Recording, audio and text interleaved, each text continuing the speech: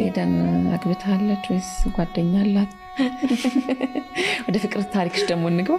እሺ ጓደኛ አለሽ? የለኝም። ብቻሽን ነሽ? አዎ ብቻዬን ነው የምኖረው። ሰላም ነሽ? ኤሚ ያው አሁን ሰሞኑ ማለት ነው አንዲት ድምጻዊት አርቲስት እና አንድ ቲክቶከር ሊጋቡ ማለት አብዛኞቻችን መገመት ምንችለው አይነት ጥምረቱን ላይ አይመስለኝም። እኔ የሚያወቁት ሁላችሁም እንደምታውቁት ሜርኩሪ ፒክቸርስ ኤንድ ብራይዳል ዞን የተባለ የሰርግ ጥቅል የሚያቀርብ ድርጅት አለኝና ሙሽራው ቲክቶከር እና ሙሽሪት ድምጻዊት ተያይዘው መተው ሙሽሪት በያዝነው የሳምንቱ መጨረሻ በማህበራዊ ሚዲያ በተለይም በቲክቶክ መንደር ትልቅ መነጋገሪያ ሆኖ የሰነበተ አንድ ጉዳይ አለ። የቲክቶኩ ዝነኛና አነጋጋሪው አንድ ብር እንዲሁም ተወዳጇ ኤደን አይሸሹም ሰርጋቸውን ደገሱ የሚለው ወሬ የብዙዎችን ቀልብ ስቧል። በእርግጥ ሁለቱ ተጋቡ ወይስ ሌላ ጉዳይ አለ? ሙሉ ዝርዝሩን ይዘንላችሁ ቀርበናል። ባለፉት ጥቂት ቀናት ውስጥ በተለያየ የማህበራዊ ሚዲያ ገጾች ላይ የአንድ ብርና የኤደን አይሸሹም ፎቶግራፎች፣ ቪዲዮዎች ሲዘዋወሩ ሰንብተዋል።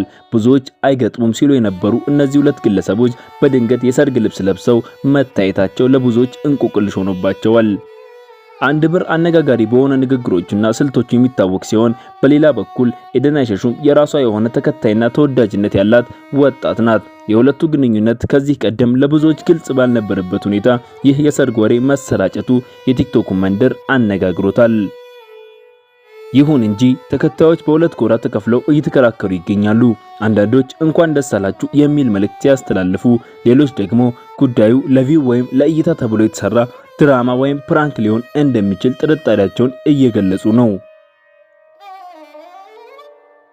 በተለይም አንድ ብር አልፎ አልፎ ሰዎችን ትኩረት ለመሳብ የሚጠቀምባቸው ስልቶች ለዚህ ጥርጣሬ ትልቅ ምክንያት ሆነዋል። እስካሁን ድረስ ከሁለቱ ወገኖች በኩል ጉዳዩ እውነተኛ ሰርግ ነው ወይም መዝናኛ ነው የሚል ይፋዊ ማረጋገጫ አልተሰጠም። እናንተስ ምን ትላላችሁ? አንድ ብርና ኤደን አይሸሹም በእውነት ተጋብተዋል ወይስ የተለመደው የቲክቶክ ጌም ነው?